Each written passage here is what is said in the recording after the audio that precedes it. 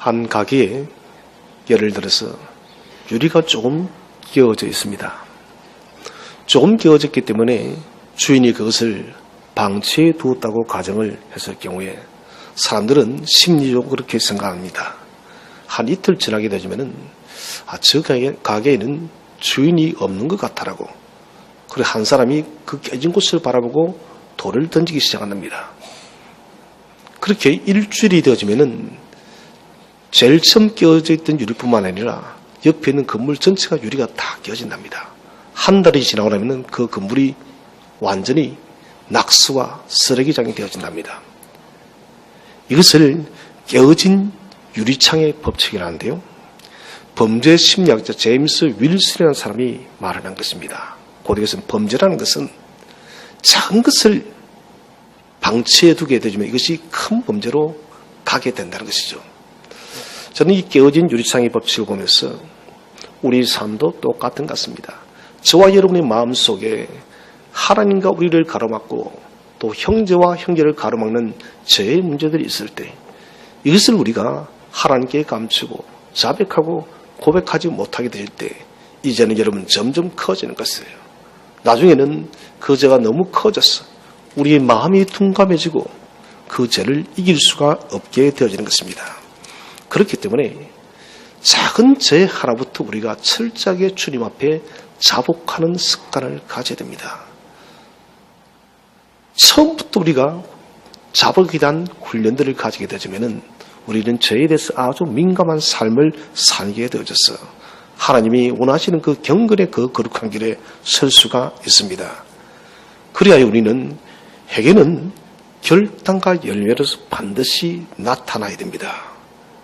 결단을 하였지만 열매가 없으면 그것은 진정한 회개라고 할 수가 없는 것이죠. 지난주에 광야에서 외친 세례 요한의 메시지를 들었습니다. 회개하라, 천국이 가까이 왔느니라. 이어서 계속해서 세례 요한은 본격적인 메시지를 전파하고 있습니다. 우리 5절, 6절 말씀을 다 함께 한번 읽어보도록 하겠습니다. 5절, 6절 시작. 이때에 예루살렘과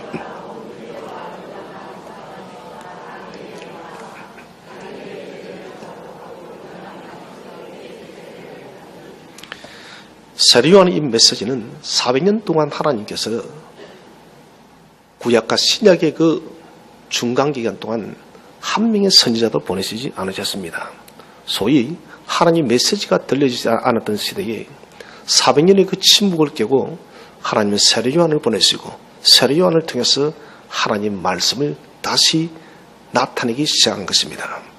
이스라엘은 400년 동안 엄청난 고난을 당했습니다. 나라도 이제는 다 빼앗겨버려서 로마의 속국 속에 있어요. 그러나 이들이 민족보다 더 가랬던 것은 하나님을 만나는 것이었습니다. 여러분 한번 생각해 보십시오. 우리가 사실 신앙적으로 한 달, 두 달만 떠나서도 바른 성도라면 우리가 이 두 달을 견딜 수가 없습니다. 아니, 살아있는 성도라면 여러분 1주, 2주만 우리가 하나님을 만나 뵙지 않아도 우리는 견딜 수가 없어야 됩니다.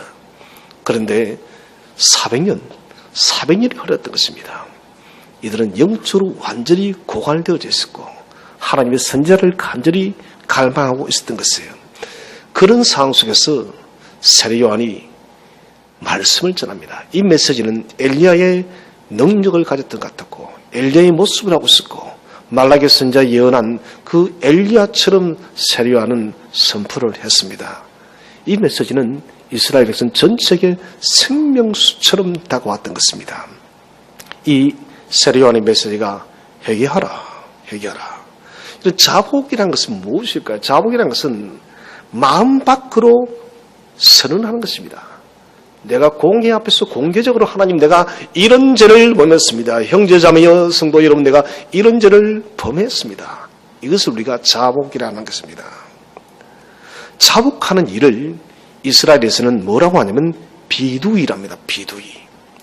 비두이는 곧 자복인데 비두이를 행할 때 반드시 세 가지 법칙이 있습니다. 첫 번째는 입으로 자신이 죄인임을 고백해야 됩니다. 그리고 자신이 지은 죄들을 구체적으로 하나하나 다 말해야 됩니다. 그 다음에 하나님께서 용서해 주실 것을 강구하는 것이 비두의 원칙인데 이것은 성경 민수기 5장 6절 7절에서 기인하고 있습니다. 함께 한번 읽어보겠습니다. 시작. 남자나 여자나 사람들이 범하는 죄를 범하여 여호와께 거역함으로 죄를 지으면 그 지은 죄를 잡아가고 그 죄값을 온전히 갚되 5분의 1을 더하여 그가 죄를 지었던 그 사람에게 돌려줄 것이요. 민수기 5장 6절 5장 7절을 통해서 비두이 하나님께 자복한다는 것이에요. 나는 죄인입니다. 하나님, 나는 이런 죄를 짓고 주님을 떠나서 살았습니다. 내 죄를 용서해 주십시오. 그리고 하나님께 간구의 용서의 기도를 드렸던 것입니다. 특별히 비두이는 개인의 죄를 자복하는데 사실은 여러분 이것이 다 복수입니다.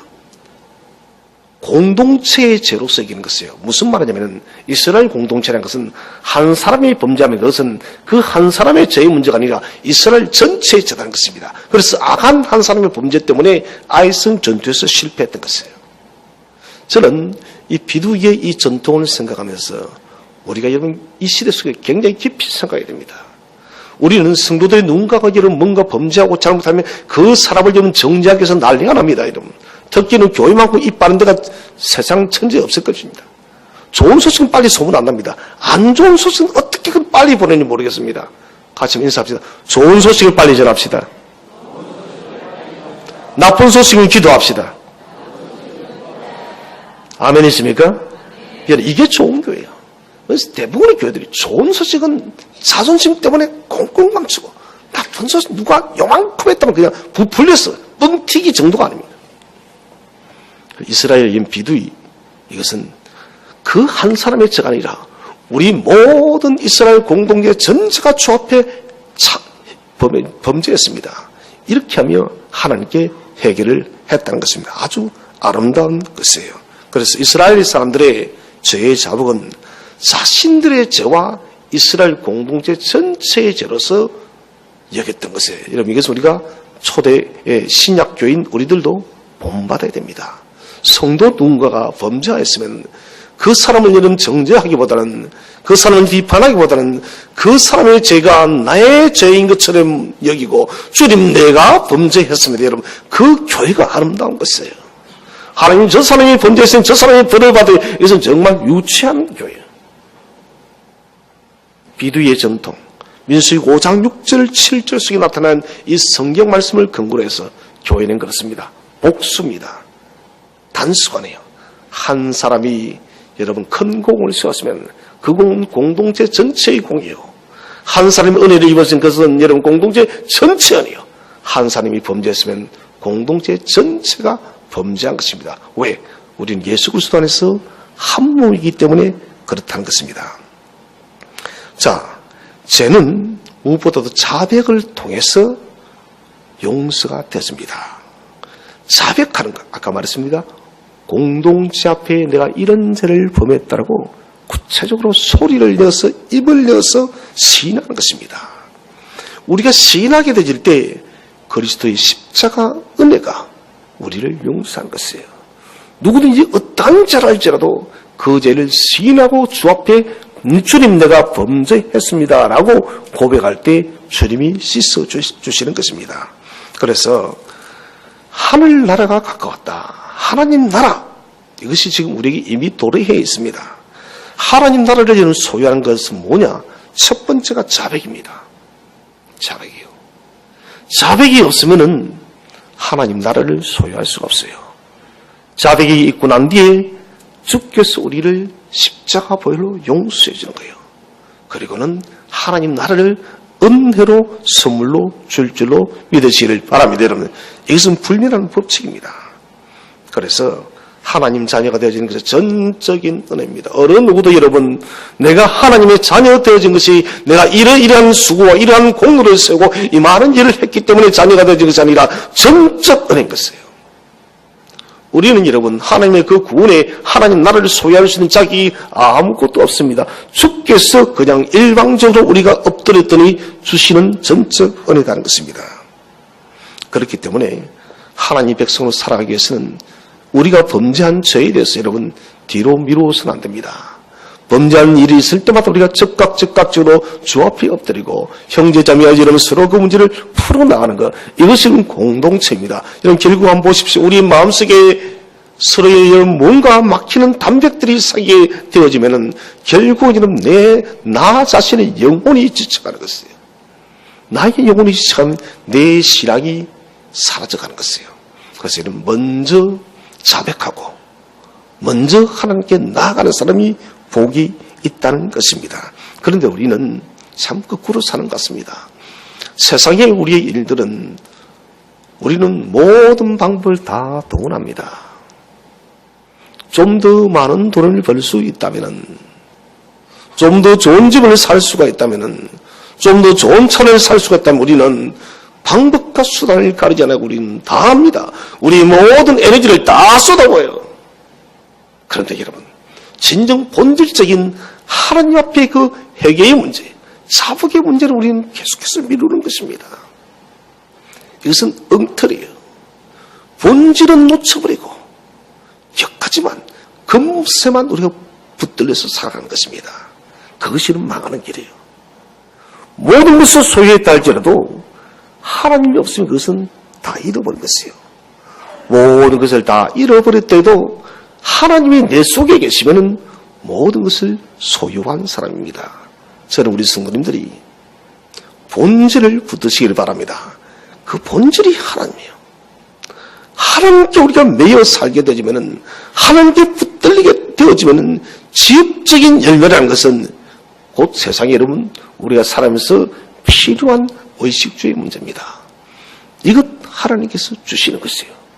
우리가 주기도문에서 오늘 우리에게 일용할 양식을 주셨고, 이스라엘의 문제는, 성경의 문제는 내일의 양식이 아닙니다. 오늘이에요. 오늘이 중요하다는 거예요. 우리는 오늘을 사는 죄송합니다만은 하루살이가 똑같은 것이에요. 그래서 성도의 삶을 위는 오늘 이 하루를 우리가 하나님 앞에 어떻게 살 것인가. 내일은 여러분 내일 생각할 일입니다. 오늘 내가 하나님께 전력을 다해서 최선을 다해 사는 것, 이것이 성도의 삶의 원칙인 것입니다. 자, 이제 우리 7절 말씀을 다 함께 한번 읽어보겠습니다. 3장 7절 시작.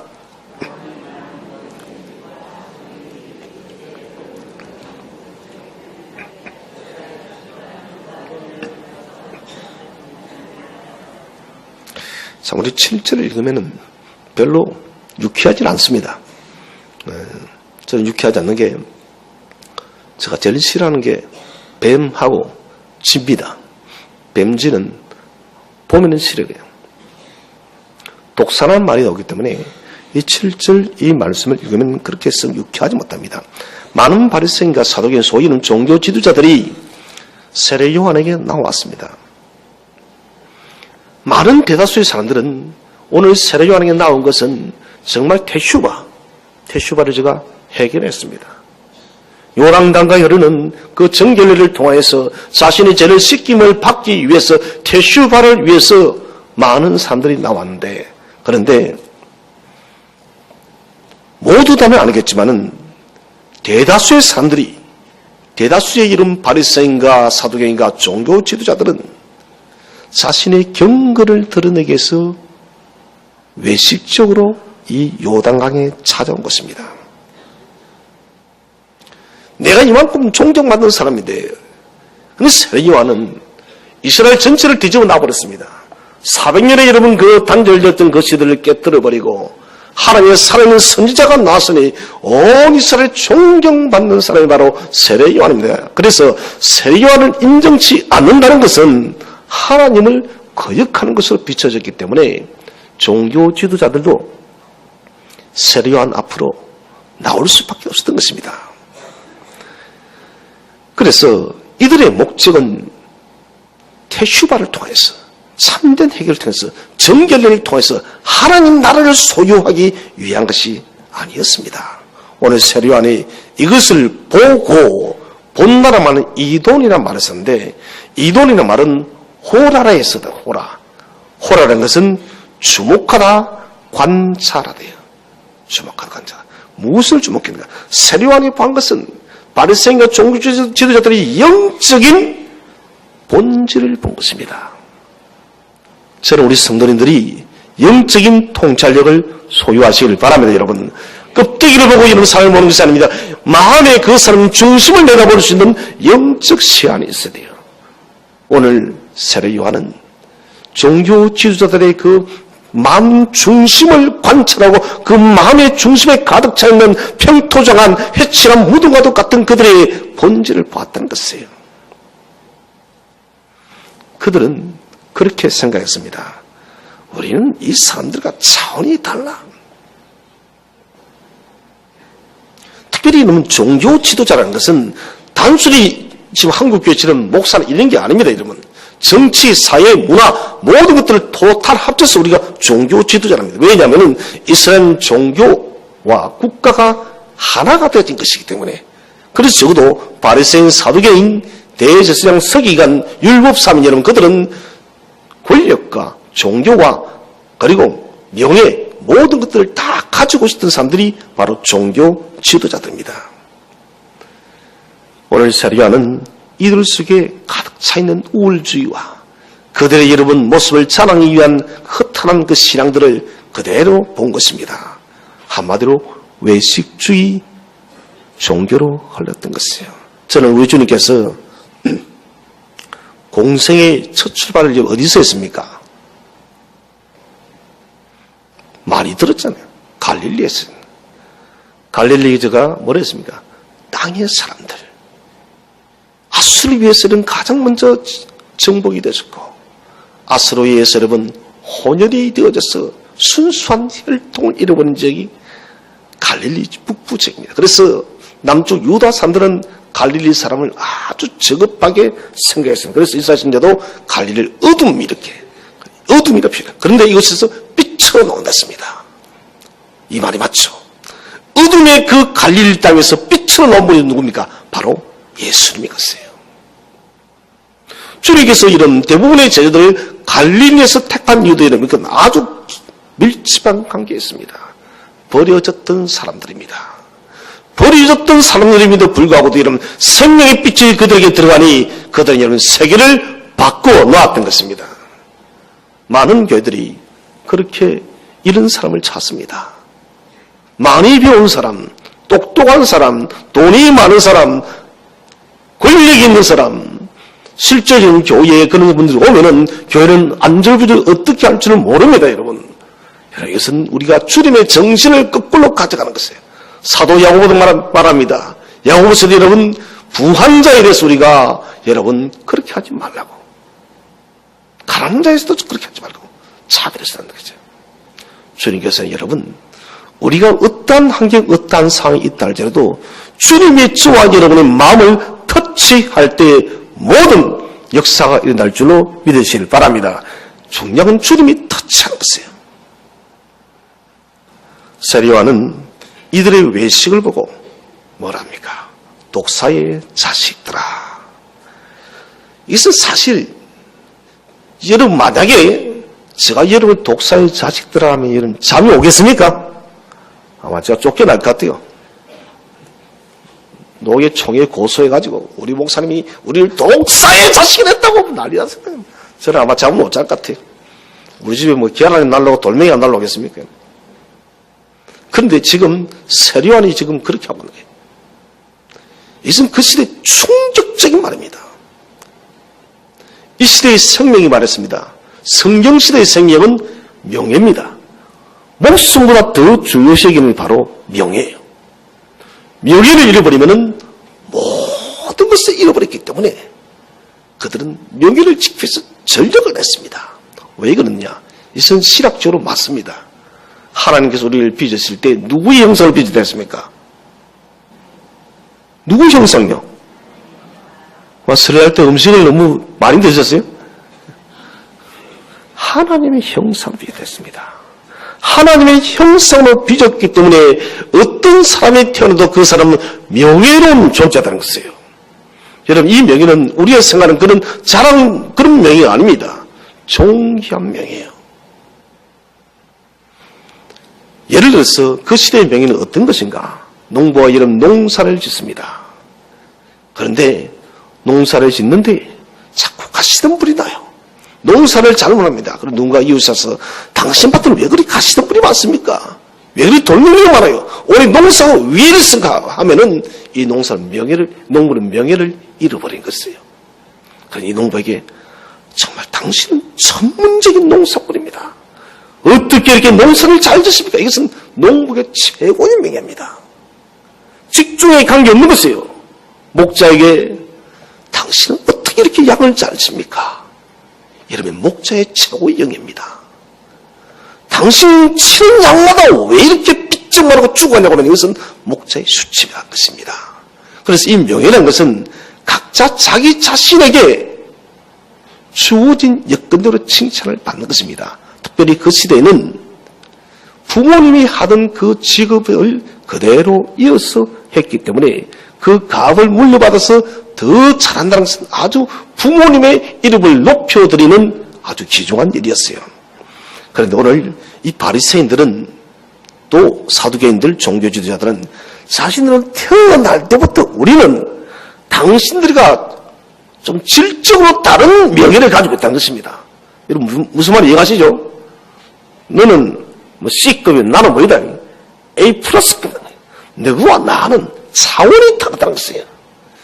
그들은 태어날 때부터 어깨에 얼마나 힘이 들어갔던지 정말 그들은 여러분 이 성경시대에 말하는 명예의 그 본질을 잃어버린 자랑적 명예를 그들을 최고의 것으로 여겼다는 것입니다. 그래서 그들은 말합니다. 하나님 나라를 맞이할 자격은 저 농부들이나 저 어부들이나 저 목자들은 맞이하지 못한다 할지라도 우리는 하나님 나라를 맞이할 특별한 자격을 가졌다라고 이 종교 지도자들은 생각을 했다는 것입니다. 이들에게 오늘 세례요한이 독사의 자식들 했습니다. 또 문제는 뭐냐? 이 독사가 뭐냐? 이 독사가. 여러 안 좋은 부정한 동물들이 많은데 하필은 왜 독사의 자식이냐? 이것은 최고의 수치입니다. 아담과 하와를 유혹했던 게 뭐예요? 뱀입니다. 아담과 하와를 유혹해서 죄를 발생한 옛뱀을 사탄을 치거라. 그래서 너희는 사탄의 자식이다. 요한복음 8장에도 보면 뭐랍니까? 너희의 아비가 사탄이니 마귀니. 오늘 이 말입니다. 도사의 자식들의 말은 사탄의 자식들입니다. 이 말을 듣는 순간 종교 지도자들이 부들부들 떨지 않았겠습니까? 그렇게 존경받고 존경받는 걸 좋아했던 그 사람들이 오늘 세례요한 앞에 놓았더니 이거는 수치 중에 대수치입니다. 이 말은 세례요한은 스스로 자신이 누구인지를 살펴보라는 것입니다. 독사와 더불어서 너희가 어찌하여 임박한 진노를 피하려 하느냐. 여러분 해결하는 것은 태슈바는 지난주에 말씀드렸습니다. 돌이켰으면 반복한다 안 한다? 안 하는 것이에요. 진정한 태슈바, 진정한 슈버, 진정한 해결하는 것은 완전히 하나님께 돌아와서 다시는 그 죄길에 서지 않는 것입니다. 그런데 오늘 이 종교 지도자들은 뭡니까? 반복해서 그들의 외식주의적 죄를 범죄하는 것입니다. 그래서 장님이 소경을 인다는 무슨 말이냐? 그들이 여러분 소경이 영적 소경인데 사람들을 우둔화시켜서 죽이게 하는 것입니다. 그들은 많은 전통들을 만들어 놓고 사람들이 그 전통을 안 지키면 난리가 나면 안 지킬 때 평행 때도 마찬가지고 자신들은 진즉 지키지 않는 것이에요. 그래서 주님께서 수고하고 무거운 짐진 자라 다 내게로 와. 이 수고가 뭐냐? 너무나도 많은 이 전통들 때문에 여러분 사람들이 자유가 없는 것이에요. 내게 오면은 나의 멍에는 배우기 쉽고 가벼우니라. 주님은 여러분 그런 전통이 중요하다는 것이 아닙니다. 진리신 예수 그리스도를 만나게 될 모든 전통에서 참된 자유를 받아 누릴 수가 있다는 것이에요. 만들기를 만들어 놓고 진즉 지키지 않던 사람들은 바로 종교 지도자입니다. 경건한 것처럼 보지만 사실은 외식으로 얼룩져 있었습니다. 변화되는 삶은 하나도 없이 자기들의 지혜를 그대로 그들은 기득권을 받아 누리고 있었다는 것입니다. 오늘 그래서 세례요한은 너희가 생각하는 그런 회개하지 말아라. 진심으로 너의 삶의 변화를 구체적으로 나타내어라는 것입니다. 세례 요한은 어떤 사람이 하나님 나라를 소유하는가 이게 아니라는 것입니다. 다시 말하면 어떤 직급에 있는 사람이 하나님 나라를 소유하는가 이 문제가 아니라 무엇을 하는 사람인가. 다시 말하면 대슈바 진정한 해결을 하는 사람인가 아닌가 이것이 천국 소유의 결정적 키라는 것입니다. 지금도 이것은 유효합니다. 해결 없이 예수 믿을 수 없습니다. 해결을 통해서 우리 예수를 믿게 되고 해결을 통해서 우리가 믿음을 소유하여서 은혜를 받게 되죠. 그 은혜가 바로 천국의 소유라는 것입니다. 우리는 기억해야 됩니다. 어떤 부류, 어떤 계급의 사람인가 이거 여러분 생각하면 안 됩니다. 나는 무엇을 하고 있는가? 제가 처음에 부산 오니 그렇더라고요. 대학 때 부산 오니까 왠지 좀 아들 말로 꿀리는 거 있죠. 지나가면 저 사람 촌에서 왔는 거 그대로 아는 것 같고 어떻게 해도 촌사람 같은 표시가 나요. 특히 서울 가면 저가 다 하더라고요. 서울 가면 어차피 경상도 말을 써야 되잖아요. 아무리 그는 혀를 굴려도 부산만은 서울만은 되지 않는 것입니다. 이런 교회도 이상해졌습니다. 제가 물어보세요. 교회가 웅장하고 화려하면 이런 그 교회가 신앙이 좋고 조그만 대축교회면 그 성도들이 신앙이 안 좋은 거예요, 여러분? 한번 물어봅시다, 여러분. 맞아요, 틀려요? 그런데 틀리다고 하면서 맞다고 하더라고요. 마치 저는 그것을 요즘에 프랜차이즈 브랜드 같아요. 큰 교회는 브랜드 순위가 높아서 나이키가 아주 높은 수준의 그런 교회고 개척교회는 이름도 빛도 없는 이상한 브랜드고 이런 교회는 덩치와 예무와 그래서 사람들 말하면 큰 교회 내가 이런 교회에 다닌다고 저는 그때만 하면 당신이 그런 신앙을 소유하고 있냐고 주님께서는 여러분 그거 보는 거 아닙니다. 우리가 어떻게 주님의 몸된 교회 속에서 믿음으로 살아가며 참되게 신실하게 살아가는가 이것이 중요한 것입니다. 우리 교회도 부모사님 계시고 전도사님 계시는데 신학생들도 요즘 그렇습니다. 큰 교회 큰 교회만 찾아다닙니다. 그런 이미 여러분 죄송한 신학 때 병이 들어버렸어요. 젊었을 때부터 병이 들어버렸어요. 큰 교회를 왜 갈까요? 거기 가면 세상적인 말 출세길이 열리니까 조그만 교회는 이런 부교육장을 구하기 위해서 너무나도 힘이 듭니다. 큰 교회는 여러분 차고 넘쳐요. 한 명 모집한 데 100명이 전하기도 하고 저는 참 이런 이야기 들을 때마다 씁쓸합니다. 신학 그만두라. 신학 그만두라. 성도들도 그렇습니다, 여러분. 큰 교회들만 찾아 헤매다닙니다, 여러분. 여러분, 시골에 개척교회는 구원이 없습니까? 천만의 말씀이요. 저는 거제도에 있는 조그만 교회를 보면서 그곳에 살아계신 분들 보면 눈물이 나오더라고요. 성도 10명 앉혀놓고 여러분 그분들에게 말씀을 전하고 말씀을 가르치는 목사님 모습을 바라볼 때 하나님의 사람이 여기에 숨어있구나. 우리는 이 세례 요한의 메시지를 깊이 생각해야 됩니다. 다시 말씀드립니다. 어떤 부류의 사람 이게 아닙니다. 어떤 부류의 교회 이게 아니에요. 내가 하나님 앞에서 무엇을 하며 우리 교회가 어떠한 교회인가 무엇을 하는 교회인가 이게 중요하다는 것입니다. 이건 태슈바의 문제입니다. 진실의 문제예요. 그러면서 3장 8절에서 말씀을 하고 있습니다. 3장 8절을 다음 주에 읽어보겠습니다. 시작. 그러므로 회개에 합당한 열매를 맺고 이스라엘 백성들은 사고방식이 원인과 결과를 하나로 묶습니다. 무슨 말이냐면은 농부가 여러분 씨를 뿌렸습니다.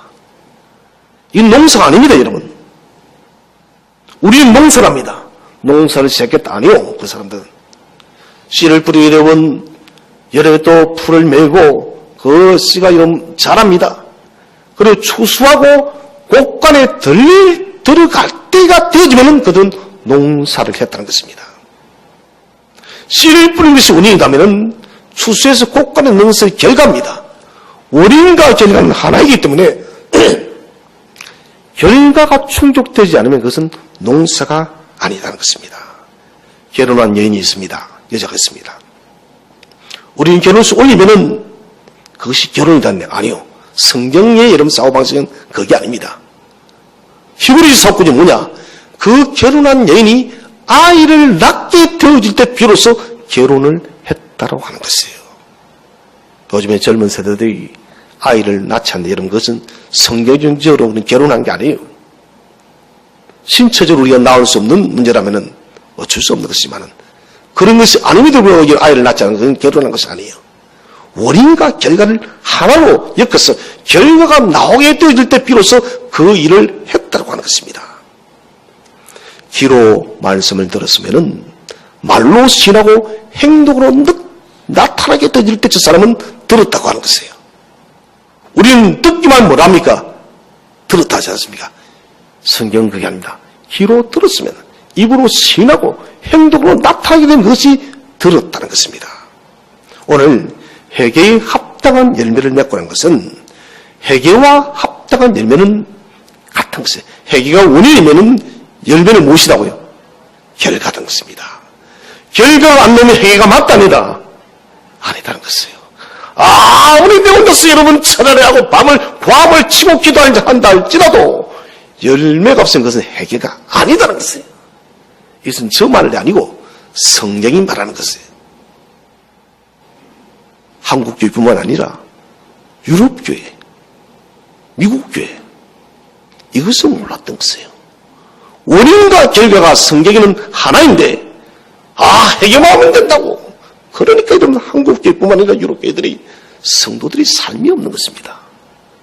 성화의 삶을 살기 위해서 치열한 영적인 몸부림을 치지 않는 이유들이 바로 원인과 결과는 한 세트인데 이 세트를 인식하지 알지 못했기 때문에 회개와 열매는 별개의 것이라고 생각한다는 것입니다. 회개가 있다면 열매가 없으면 회개가 아닙니다. 사도 요한은 바리새인과 이 종교주의들에게 너희가 회개하라 했지만은 열매가 없다. 넓기로는 이스라엘 공동체입니다. 그들은 엄청난 고난의 세월을 보냈음에도 불구하고도 그들이 있는 바벨론에서 돌아올 때는 첫째가 무엇이냐면은 하나님을 경외하는 왕을 세우겠다. 이것이 포로기한테 첫 번째였습니다. 그리고는 우리가 다시는 여호와께로 떠나지 않겠다. 그런데 그들은 오래가지 못했습니다. 또다시 무너졌다는 것입니다. 오늘 이스라엘 요한은 종교 지도자들에게 강력하게 책망을 하고 이스라엘 백성들에게도 너희는 지금까지 회개하였다 하였지만은 하나님이 맺어난 합당한 열매는 맺지 못하고 있다는 것입니다. 그러면서 하는 말이 하나님 나라는 합당한 열매를 맺는 자만이 하나님 나라를 소유할 수가 있다는 것이에요. 자, 이제 계속해서 우리가 3장 9절 말씀을 함께 한번 읽어보도록 하겠습니다. 3장 9절 시작. 속으로 아브라함이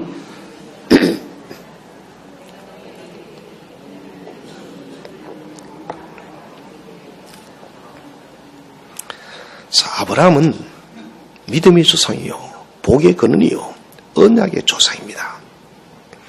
아브라함의 자손이라는 것은 성경적 기준에 의하면은 아브라함이 소유했던 모든 특권과 복들을 다 받아 누린다는 의미입니다. 지금 저와 여러분이 그 복을 받아 누리고 있는 것입니다. 그런데 이 시대의 큰 오류는 자신들의 생활이 어떠하든 관계없이 죄로 얼룩져 있던 외식주의든 형식주의든 관계없이 우리는 아브라함의 언약받은 자손들이기 때문에 아브라함의 복을 다 받는다 그렇게 생각하십니다. 여기서 노예요. 성경을 정말 잘못해서 한 것입니다. 심지어 그들은 그렇게 말했습니다. 할례를 받은 사람은 결코 지옥에 가지 않는다. 맞습니까 여러분? 왜 대답을 못해요? 할례가 의미가 있습니까? 로마서의 기록했잖아요. 할례는 겉으로 드러난 할례가 할례가 아니라 내면적 할례. 영적인 부분이에요, 여러분. 할례라는 것은 하나님의 언약의 백성으로 구분하는 것입니다. 그런데 이 유대인들은 그 보이는 그것 때문에 할례 받은 사람은 어떤 죄를 지어도 어떻게 살아도 구원받는다. 이건 잘못되죠. 이것은 철저한 자신들이 우월주의, 선빈사상에 비롯한 엄청난 잘못이었습니다. 하나님 나라는 오직 주 예수 그리스도 믿는 믿음으로 소유함을 믿으시기를 바랍니다. 그래서 이들은 정결례, 오늘 세례를 지난주에 말씀드린 정결례 됐습니다. 깨끗하게. 정결례는 어떤 사람이 받는가? 자신들은 정결례를 받지 않아도 된다는 것입니다. 정결례는 이방 사람들이 회심해서 유대계로 돌아올 때 받는 것이 정결례지, 유대인들은 이스라엘 백성은 죽을 때까지 이런 정결례 안 받아도 우리는 구원받는다는 것이 이들의 생각이었던 것입니다. 철저하게 자기 의에 붙들린 사람들이었습니다. 그런데 오늘 세례 요한의 선포는 그들의 심령의 내부 본질을 찌르고 있습니다. 육체의 씨가 결코 아브라함의 후손이 될 수가 없다. 그래서 돌들로도 하나님께서 아브라함의 자손을 만든다는 것입니다. 아브라함의 자손이 되는 것은 회개에 합당한 열매를 맺으라는 것입니다. 회개에 합당한 열매가 무엇입니까? 성령의 열매를 맺는 것입니다. 사랑하는 성도 여러분, 우리는 2018년을 우리가 이제 2월달을 또 지나갑니다. 치열하게 싸워야 될 것은 회개에 합당한 열매, 곧 성령의 열매를 맺음을 통해서 우리 스스로가 하나님의 자녀임을 입증하시기를 바라며 여러분, 이는 굉장히 중요한 문제입니다. 내가 하나님의 자녀다라고 말을 하면서 여러분 그 열매를 맺지 못해서 하나님의 자녀다운 삶을 살지 못한다면 이에서 우리가 우리의 구원을 입증 증거하지를 못하는 것이에요. 회개했으면은 자녀이면은 마땅히 하나님의 기뻐하는 열매를 맺는 것입니다. 그래서 세례 요한은 돌들로도 아브라함 자손 되게 하겠다. 돌이 뭐냐? 물론 물리적으로 보이는 돌입니다. 이것은 이방인을 지칭하는 것입니다. 이방인을 그들이 어떻게 생각했겠습니까? 유대인들은 아침에 되면 3번 기도합니다. 3가지를 기도해요. 하나님, 내가 유대인으로 태어나게 했으면 감사합니다. 두 번째는 내가 이방인으로 태어나지 않아서 감사합니다. 세 번째는 우리 여성들이 별로 좋아하지 않는데 여자로 태어나지 않아서 감사합니다. 그 다음 여자를 갖다가 사람으로, 참 요즘 좋아졌지. 사람으로 대우를 안 했기 때문에 여자로 태어나지 않은 것을 감사했다. 좀 비윤리적이죠. 이방인들은 그저 지옥의 불쏘시개예요. 지옥의 불쏘시개. 그런데 오늘 하나님께서 뭐랍니까? 이 돌도 아브라함의 자손이 되게 한다. 너희가 출애굽기 19장에 온 세계에 내가 너에게 속하인 너희가 내 말을 듣고 지키고 행하면 너희가 열방에 무시된다고요. 제사장이 된다고 했는데 그들이 지키고 행했습니까? 그들에게 주신 그 복음을 그들은 감추고 살았고 그 복음을 여러분 전수하고 나타내고 전파하지 않았기 때문에 그들은 더 이상 아브라함의 언약의 후손이 될 수가 없다는 것입니다. 그래서 돌멩이조차도 하나님 아브라함의 자손을 만든다는 것은 곧 우리가 테슈바, 진정한 회개를 통해서 하나님 나라를 소유하는 것은 혈육을 통해 씨앗을 통해서가 아니라 삶의 문제라는 것입니다. 우리의 삶이 어떤 방식으로 바뀌느냐에 따라서 하나님 나라를 소유할 수 있고 소유할 수 없다는 것이에요. 자, 계속해 10절 말씀을 읽어보면 10절 말씀 시작. 이미 도끼가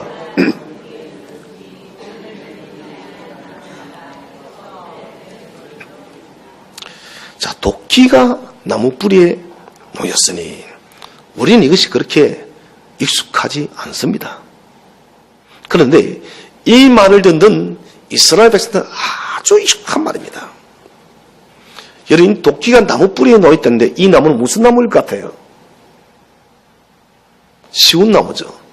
이스라엘 제일 흔한 나무, 열매 맺고 무슨 나무예요? 무화과 나무를 말합니다. 무화과 나무. 무화과 나무에 도끼가 이미 놓였다는 것입니다. 왜 주님께서 이 말씀하셨느냐? 예수님 당시에 성전을, 그때 헤롯 성전이 있었으니까요. 이 성전에 불을 성전시에 번제된 불은 늘 타올라야 됩니다. 제사를 다 드리고 나면은 밤이 되집니다. 그때는 불을 피우지 않고 불씨만 남겨둬요. 불씨만 남겨둬요. 아침이 되지면은 그 불씨를 다시 불쏘시개를 통해서 불을 피웁니다. 그 불쏘시개가 무엇일까요? 무화과 나무예요. 목사는 무화과 나무는 과실을 많이 맺는데요. 예, 맞습니다. 1년에 최소한 4번, 많게는 5번까지 열매를 맺습니다. 그런데 무화과를 심은데 열매를 맺지 못하는 나무가 있습니다. 이런 나무는 가차 없습니다. 그대로 찍어버려요. 왜 그대로 찍어버리냐? 주님께서는 비유 중에서 관직에게 올해도 열매가 없어 찍어버리는 관직이 뭐랍니까? 주인이시여. 올해만 한 번만 다 지켜봐달라고. 그분이 누구예요? 우리 예수님이에요. 예수님. 그런데 실상은 그대로 찍어버립니다. 왜 찍어버렸냐? 팔레스타인은 물이 많습니까? 적습니까? 적어요. 무화과 나무는 물을 엄청나게 흡수를 합니다. 그러면은 열매 맺지 못하는 무화과가 열매 맺는 나무까지 물을 먹어버리기 때문에 그대로 시효성이 없기 때문에 찍어버립니다. 그리고 이 나무를 어디에 쓰느냐? 성전에 불씨를 쌓는데 최고예요. 우리나라 같으면 옛날에 불 지필 때 뭐를 좀 많이 썼습니까? 쥐푸라기 아닙니까? 나라 볕단 안 해봤어요? 그 불 잘 붙잖아요. 무화과 나무 그런 것입니다. 무화과 나무는 쏙이 피었습니다. 쏙이 피었어요. 그리고 스펀지처럼 아주 푹신푹신. 그래서 우리나라 볕담처럼 불이 아주 잘 붙어요. 성전에 번제단에 불씨를 쌓는 데는 무화과 나무처럼 좋은 것이 없다는 것입니다. 오늘 이미 도끼가 나온 불에 놓였으니 이 말은 하나님께서 지금까지 이스라엘 백성을 인내하고 기다려라. 이제는 인내의 한계치에 왔다는 것입니다. 여러분, 이것은 우리에게도 적용이 됩니다. 저와 여러분을 바라보면서 회개에 합당한 열매를 맺기를 위해서 기다리는 일임에도 불구하고도 이제는 한계쯤에 온 거예요. 그 관직이 말 다시 기억합시다. 주인이여, 올 하루만 기다려 주십시오. 내가 물도 주고 그름도 주고. 여러분, 그 비유를 보시면은 무화과 나무를 여러분 포도나무 밭에다 심었습니다. 이것은 완전히 바보입니다, 여러분. 포도나무 열매가 비싸겠습니까? 무화과가 비싸겠어요? 이 묻는 제가 잘못이죠.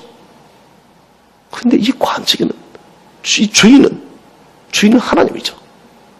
제일 좋은 포도나무 정원에다가 무화과나무를 심어 완전 어리석은 것이에요. 그렇게 심었는데도 불구하고도 열매가 없는 거예요. 그런데 또 관직에는 주인이시여, 한 번만 더 봐달라고. 지금 주님이 저와 여러분 그렇게 말을 한 것입니다. 아버지여, 한 번만 더 기다려주세요.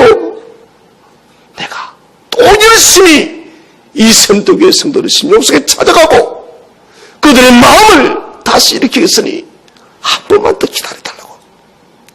주님이 지금 저와 여러분에게 그렇게 하는 것입니다.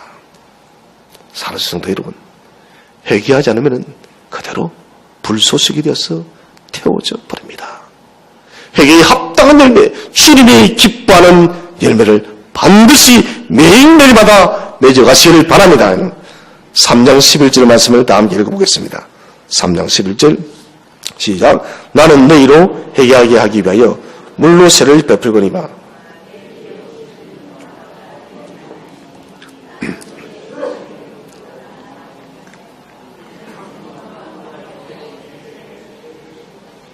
자, 나는 회개하기 위하여 물로 세를 베풀거니와. 지난주에 이런 이스라엘은 물이 두 종류가 있다고 했죠. 무슨 물요? 물은 저같이 미안합니다. 다 까먹었을 건데. 수구를 통해서 얻는 물이 있댔죠. 하나는 또 뭐요? 은혜를 통해서 얻는 물. 이제 기억났습니다. 수구를 통해서 얻는 물은 무엇이 있습니까? 우물물과 파야 되니까요. 150m, 200m까지 돌덩이를 파내야 됩니다. 그리고 비가 많이 오는 북쪽 갈릴리 지역에는 큰 웅덩이를 파가지고 거기다 물을 저장시킨 것입니다. 은혜의 물은 그게 아닙니다. 비입니다. 이슬입니다. 강물입니다. 샘물입니다. 그래서 수구를 통해서 얻는 물은 고난을 상징해요. 은혜를 통해서 얻는 물은 하나님의 말에도 전적 은혜를 통해서 다 받는 것입니다. 오늘 정결례가 은혜의 강물입니다. 정결을 행하는 분은 반드시 여러분 사람 손이 닿으면 안 됩니다. 요단강에서 세례요한이 세례를 정결을 행했던 이유도 뭐냐? 그 강물 속에 사람의 손이 닿지 않은 곳에서 물에 잠긴다는 것은 곧 그들이 하나님의 은혜의 세계 속으로 깊이 들어간다는 것을 말한 것입니다. 은혜 속에 들어갔다가 다시 그들이 올라올 때 그들의 모든 부족한 것이 깨끗해졌다는 것을 공식적으로 선언한다는 것입니다. 사랑하는 성도 여러분, 저와 여러분도 여러분 하나님의 은혜의 깊은 샘물 속에 잠기시기를 바랍니다. 여러분 은혜의 샘물 속에 잠기게 되어질 때는 우리가 정결하게 돼요. 그 은혜의 샘물이 무엇입니까? 예수 그리스도의 십자가예요. 보혈의 피인 것입니다. 보혈의 피가 우리를 완전히 덮어야 됩니다. 보혈의 피가 우리를 덮게 되지면 십자가 우리를 덮게 되지면 우리는 죽은 것이에요. 여러분 죽은 것이에요. 이번 명절에 우리 교회는 그런 분이 없겠지만 명절 때마다 싸우는 집이 많습니다. 제사 문제 때문에. 또 요즘 제사 문제 때문에 또 많이 싸워요. 저는 그런 말을 드리고 싶어요. 여러분 가정이나 부부나 한 사람이 그냥 죽으세요. 죽으면 여러분 싸움이 됩니까 안 됩니까? 누가 싸우겠습니까? 같이 한번 인사합시다. 제가 먼저 죽겠습니다. 먼저 죽기 싫습니까? 다시 제가 먼저 죽겠습니다. 우리는 십자가에서 다 먼저 죽은 사람들입니다. 십자가에서 죽었기 때문에 여러분 우리는 말이 없어야 돼요. 근데 여러분 우리가 말이 왜 그리 많을까요? 그것은 죽은 것이 아닙니다. 내가 펄펄 그리고 살아있기 때문에 말이 많다는 것입니다. 은혜의 물속에 잠겨본 사람은 말이 없습니다. 예수 그리스도의 십자가 외에는 보혈의 피 외에는 다른 말을 할 것이 없습니다. 왜? 전적인 은혜로서 내가 거듭나서 제2의 생명을 살고 있기 때문에 주님이 기뻐하는 말들밖에 할 수가 밖에 없는 것이에요. 그럼에도 불구하고 우리가 인본주의적 인간적 생각 내 고집대로 말이 말하는 것은 여전히 우리가 이런 죽지 않았고 하나님의 은혜를 충만하게 체험치 못했을 그런 것입니다. 세례요한은 말합니다. 나는 물로 세례를 베풀거니와 내 뒤에 오시는 분은 능력이 많으시니 물로 세례를 베풀 것이고 나는 그분의 뭐도 못한다고요. 신을 들기도. 정확하면 신들매가 맞아요. 신들매. 번역이 좀 좋지 않습니다. 샌달이 어떻습니까? 밑바닥 이 밑창을 샌달 가죽을 가지고 발에다 붙이고 난 뒤에 그리고 끈으로 발과 이 뭐예요? 이 가죽 밑창을 묶습니다. 이 묶는 것을 신들매랍니다. 신발끈요. 그럼 이 신들매는 누가 묶고 누가 푸느냐? 종들이요. 노예들이. 노예는 유대인은 이스라엘에서는 노예가 될 수 없습니다. 반드시 이방인이 그 끈을 풀 수 있는 자격이 있습니다. 오늘 세례요한은 말은 무슨 말이냐? 저 노예들인 이방인도 주인의 신발끈을 풀 수 있는 자격도 있는데 나는 그 신발끈을 풀 수 있는 자격도 안 되는 사람이 된 거예요, 여러분. 이게 세례요한의 겸손이에요, 여러분. 여자가 낳은 자 중에 가장 큰 자를 많이 저는 정말 공감되었습니다. 그 완악한 이스라엘 백성을 돌이켜 세우고 그리고 겸손이 최대의 그 겸손입니다. 나는 저 노예보다도 못한 인간이고 저 노예는 그래도 끈이라도 풀 수 있는데 나는 그 끈조차도 풀 수 없는 부족한 사람이다. 겸손의 고백 속에 담긴 요한의 증거는 메시아는 구원자라는 것입니다. 예수는 그리스도시라는 거예요. 이것 하나만을 증거하는 것입니다. 그래서 이분은 오셔서 성령과 불로 세례를 준다. 물과 불은 공통적으로 정결의 의미를 가집니다. 민수기 31장 23절 말씀을 다 함께 읽어보겠습니다. 시작. 불에 견딜 만한 모든 물건은 불을 지나게 하라. 그리하면 깨끗하려니와 다만 정결하게 하는 물로 그것을 깨끗하게 할 것이며 불에 견디지 못할 모든 것은 물을 지나게 할 것이니라. 이게 무슨 말이냐면 뜨거운 물을 사용한 것을 썼습니다. 자, 물을 가지고 씻어낼 수 있는 것들은 물을 가지고 정결케 합니다. 그런데 무엇을 구구하는 것들은 여러분 뭡니까? 불을 견디는 철이나 알루미늄이나 이런 것들은 불로 깨끗하게 한다는 것입니다. 그래서 물과 불은 공동적으로 뭐냐? 물로서는 나무로서는 씻어내고 불로서는 불을 견디는 작업을 통해서 여러분 그것을 소독하고 깨끗하게 씻어낸다는 것입니다. 이 말은 우리가 어떠한 부정을 가지고 있다면 우리는 하나님께로 나아갈 수가 없다는 것입니다. 오늘 불의 시래 불로 세례를 줄 것이고 성령으로 세례를 준다. 이게 뭔 말이냐? 같은 말입니다. 성령 세례와 불 세례는 같은 말입니다. 어떤 분들이 이거 두고 성령 세례, 불 세례 따로 놓아요. 누구든지 예수를 믿게 될 때 주의 성령이 불로 임할 줄로 믿으시기를 바랍니다. 여러분, 이것을 바로 우리가 불 세례라고 이야기를 하고 있습니다. 메시아의 세례는 성령과 불로 져서 곧 우리의 전인격에 찾아와서 우리의 삶을 근원적으로 바꿔놔요. 세례 요한은 근원적인 정결을 이루지 못했지만은 그러나 우리 예수님은 당신의 십자가의 그 보혈의 사역을 통해서 저와 여러분을 근원적으로 정결하게 하였어 우리가 하나님 나라의 자녀가 되게 했다는 것입니다. 이제 마지막 3장 12절을 읽어보겠습니다. 시작. 손에 키를 들고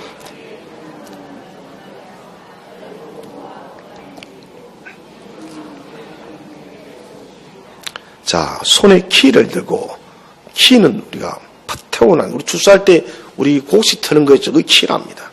공중에 날리면 쭉저기는 날아가고 껍데기는 날아가고 알곡을 모읍니다. 주님께 손에 키를 들고 곡식과 알곡을 구분하는 일이에요. 종말적 메시지가 담겨져 있습니다.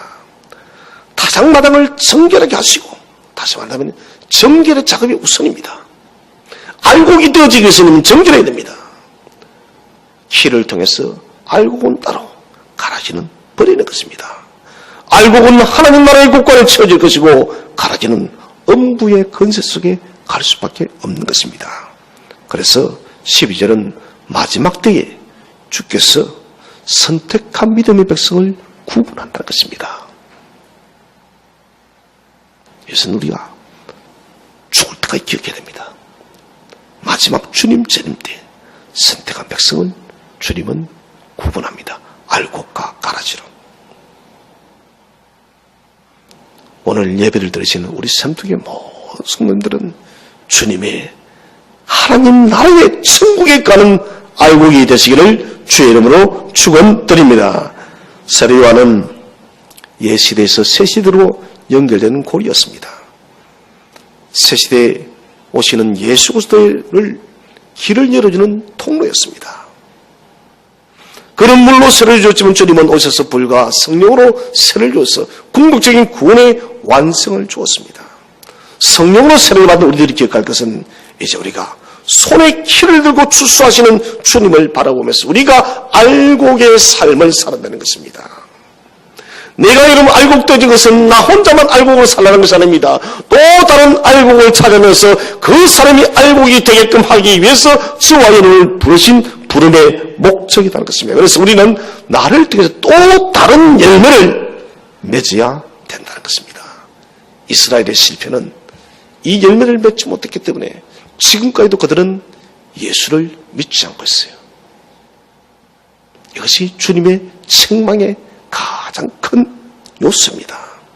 주님의 나를 맞이하는 자로서 우리는 알곡된 삶을 살아가야 됩니다. 참된 정결례는 거룩한 열매로 나타나야 됩니다. 같이 한번 더 인사합시다. 거룩한 열매를 맺읍시다. 열매 맺지 못한 나무는 토끼에 찍혀서 여러분 불소시기가 될 수밖에 없습니다. 부름의 목적을 기억하시고 목적 위해서 살아가야 됩니다. 진정한 가치를 얻고 그 가치의 열매를 맺기 위해서 우리는 선택받았다는 것입니다. 이제 우리 선택교회 교우님들은 형식적인 종교성은 다 좀 벗어버리시기 바랍니다. 저는 정말 좋겠습니다. 주님의 교회에 가서 기도하지 않고 말씀 듣지 않고 예배에 들으지 않고서는 견딜 수 없는 그런 성도들 되시길 바랍니다. 여러분, 우리의 이것이 없다면 우리는 껍데기로 신앙생활할 것이에요. 주님은 우리에게 온전한 열매를 맺기를 지금 촉구하고 있습니다. 나는 매일 죽노라. 우리의 육신의 생각을 쳐서 복종시켜서 주님께서 기뻐하시는 진정한 회개에 합당한 열매를 풍성하게 맺어가는 저와 여러분 되시기를 주의 이름으로 축원드립니다. 기도하겠습니다.